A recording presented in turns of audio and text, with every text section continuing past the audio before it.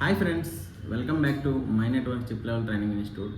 So friends, ఇది ఇంకో video అయితే మనకి ఇప్పటి నుంచి అయితే UFI బాక్స్ గురించి అయితే మనం ఈరోజు వీడియోని అయితే స్టార్ట్ చేయబోతున్నాం. లెసన్ వైజ్ ఎట్లా అంటే మనకి UFI లెసన్ వైజ్ ప్రతి బాక్స్ ఏదైతే ప్రతి డీటెయిల్గా UFI బాక్స్ గురించి డీటెయిల్గా అది డేటా రికవరీ అయితే మాత్రం EMMC చేంజ్ ప్రాసెస్ ఏదైతే మాత్రం ఇలా EMMC ప్రోగ్రామింగ్ గురించి అయినా ఏదైనా అన్లాకింగ్ రిలేటెడ్ ఇష్యూస్ అయినా ప్లాసింగ్ అయినా ప్రోగ్రామింగ్ అయినా etcetera any problem about that any problem UFI box గురించి మనం అయితే ఒక లెసన్స్ అయితే స్టార్ట్ చేయబోతున్నాం.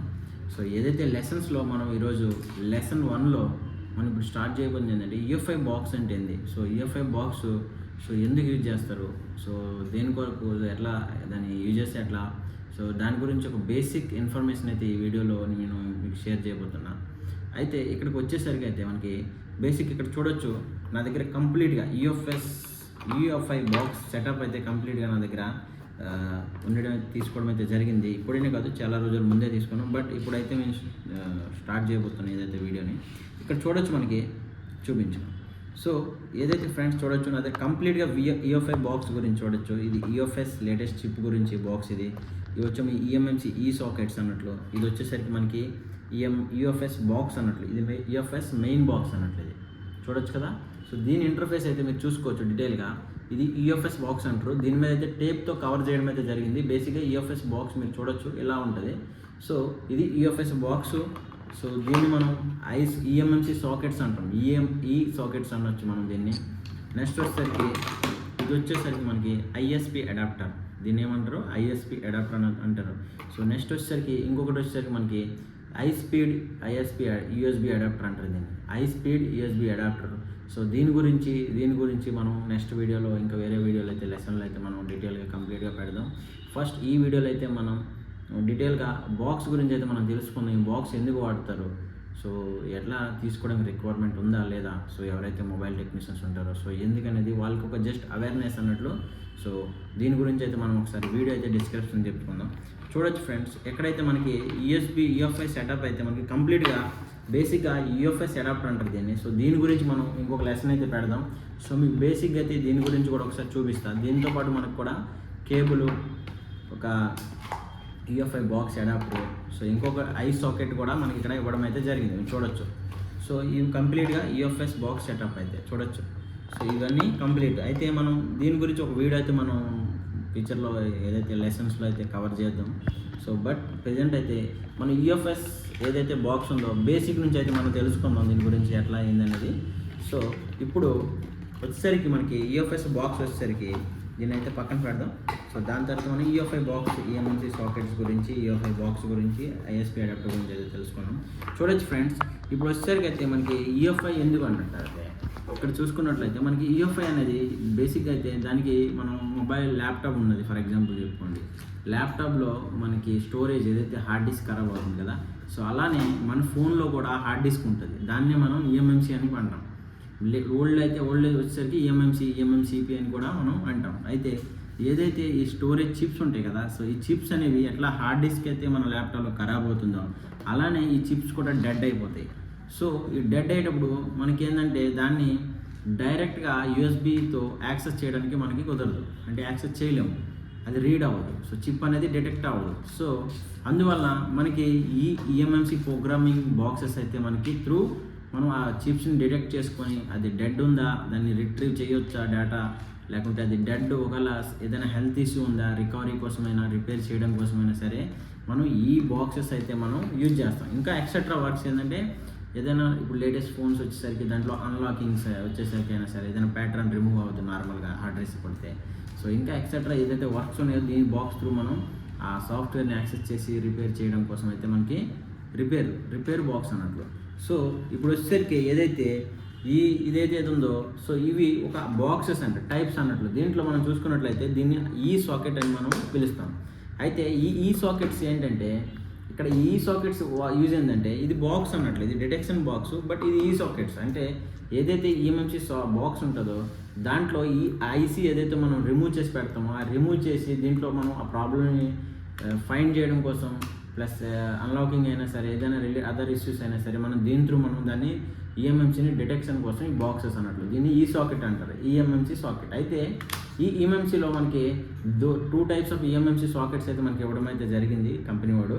అయితే దీంట్లో మనం ఫస్ట్ గురించి అయితే నేర్చుకుందాం. ఇక్కడ చూసుకున్నట్లయితే మనకి ఇక్కడ మేజర్ ఐసీస్ 2 సాకెట్స్ అయితే ఒకటి ఇవ్వడం జరిగింది. దీంట్లో మనకి యూఎఫ్ఎస్లో BGA 221, BGA 254 అని 2 ఐసీలకి అయితే మనకి ఈ ఈఎంఎంసీ సాకెట్ అయితే ఇవ్వడం జరిగింది. నెక్స్ట్ అదర్ వన్ వచ్చేసరికి మనకి ఈఎంఎంసీలో దీంట్లో 4 ఐసీస్కి అయితే మనకి ఇవ్వడం జరిగింది. ఇవి ఓల్డ్ చిప్ సెట్స్ అన్నట్లు, మైక్రోమాక్స్ పాత దీంట్లో వచ్చేది. దీంట్లో లేటెస్ట్ కూడా వస్తాయి 153 అనేది. అయితే ఇక్కడ చూసుకున్నట్లయితే BGA 169, BGA 186, 153 అండ్ 162 ఐసీస్ అయితే ఇవ్వడం జరిగింది. ఇప్పుడైతే మనకి ఈ ఈఎంఎంసీ సాకెట్తో ఎటువంటి అంత యూజ్ ఎక్కువ లేదు, ఉండదు. బట్ మనకి BGA 221 అండ్ 254 అయితే మనకి రెగ్యులర్గా యూజెస్ అయితే మనకి ఎక్కువ అయితే ఇది దీనివల్ల మనకి యూజ్ అవుతుంది. అయితే ఫ్రెండ్స్ ఇప్పుడు చూసుకున్నట్టు ఈ 2 మనం ఎట్లా ఒక బేసిక్ ఇన్ఫర్మేషన్ ల్యాప్టాప్లో కనెక్ట్ చేసి ఎట్లా రీడ్ చేస్తారనేది దీంట్లో మీకు ఒక బేసిక్ ఈ వీడియోలో అయితే ఇంట్రొడ్యూస్ చేస్తాను. సో చూసుకున్నట్లయితే ఇది డేటా కేబుల్, ఇది మెయిన్ యూఎఫ్ఐ బాక్స్. ఈ బాక్స్ లేకుంటే మనకి ఎటువంటి ఈ సాకెట్స్ ఉన్నా సరే మనకి యూజ్ ఉండదు. బట్ 2 ఉండాలి, ఈ 2 లేకుండా మనకు వర్క్ అవ్వదు. అయితే మనం ఇక్కడ చూసుకున్నట్లయితే సో ఈరోజు ఈ బాక్స్ని మనం కంప్యూటర్కి అయితే కనెక్ట్ చేద్దాం, చూపించాం. సో కంప్యూటర్ కనెక్ట్ చేసి సో దీని ఇన్ఫర్మేషన్ అనేది ఫస్ట్ నేను మీకు ఐసీని కనెక్ట్ చేసి మీకు చూపిస్తాను. ఈఎంఎంసీ బాక్స్లో ఐసీని అయితే మనం కనెక్ట్ చేసి అయితే చూపిస్తాం. చూడండి, ఇది మన దగ్గర 2 సాకెట్స్ అయితే ఉన్నాయి. నా దగ్గర ఒక ఈఎంఎంసీ చిప్ ఉంది, చూడొచ్చు మీరు. ఇది ఈఎంఎంసీ చిప్ ఉంది నా దగ్గర, SK Hynix ఈఎంఎంసీ చిప్ అయితే నా దగ్గర ఒకటి ఉంది, SK Hynix. అయితే ఇక్కడ ఏదైతే ఈ SK Hynix చిప్ని మనం ఈ బాక్స్లో పెట్టి సిస్టంలో అయితే మీకు ఆ ఇంటర్ఫేస్ ఎట్లా ఉంటుంది అనేది మీకు కొద్దిగా ఇంట్రొడ్యూస్ చేస్తాను. ఇక్కడ చూసుకున్నట్లయితే నేను ఈ బాక్స్లో అయితే ఈ ఐసీని అయితే కూర్చోబెట్టడం జరిగింది. చూడొచ్చు, ఇక్కడ చూడొచ్చు ఈ ఈఎంఎంసీ బాక్స్ని అయితే మనం ఏదైతే ఈ బాక్స్లో అయితే కూర్చోవడం బట్టి జరిగింది. సో ఈ బాక్స్ని కూర్చోబెట్టిన తర్వాత మనం డైరెక్ట్ దీన్ని ఇట్లా ప్లగ్ ఇన్ చేసి డైరెక్ట్ మనం దీన్ని ఈఎఫ్ఎస్ బాక్స్కి అయితే అటాచ్ చేసాం, చూడొచ్చు. సో ఇప్పుడు మన సిస్టంలోకి వెళ్ళి చూసుకున్నట్లయితే సిస్టంలో మనకి ఇప్పుడు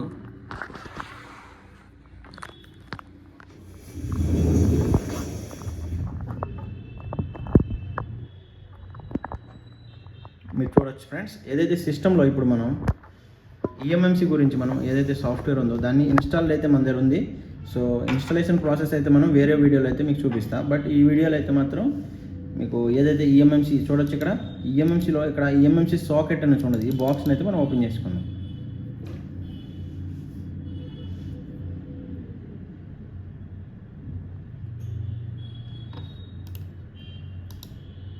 సో ఇది వచ్చాము ఈఎంఎంసీ.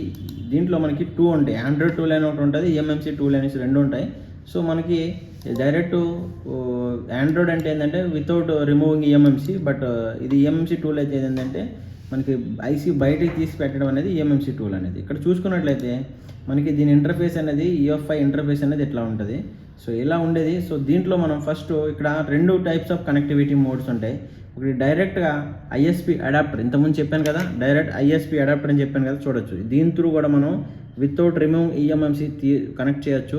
ఇంకోటి వచ్చాము డైరెక్ట్ ఈ చిప్లో పెట్టి, ఇప్పుడు పెట్టాను కదా ఈ బాక్స్లో కూడా పెట్టి మనం ఐడెంటిఫై అయితే చేయొచ్చు. బట్ నేను ఐఎస్పి అడాప్టర్ అయితే వేరేదైతే నేను వేరే వీడియోలో అయితే మనం చేద్దాం.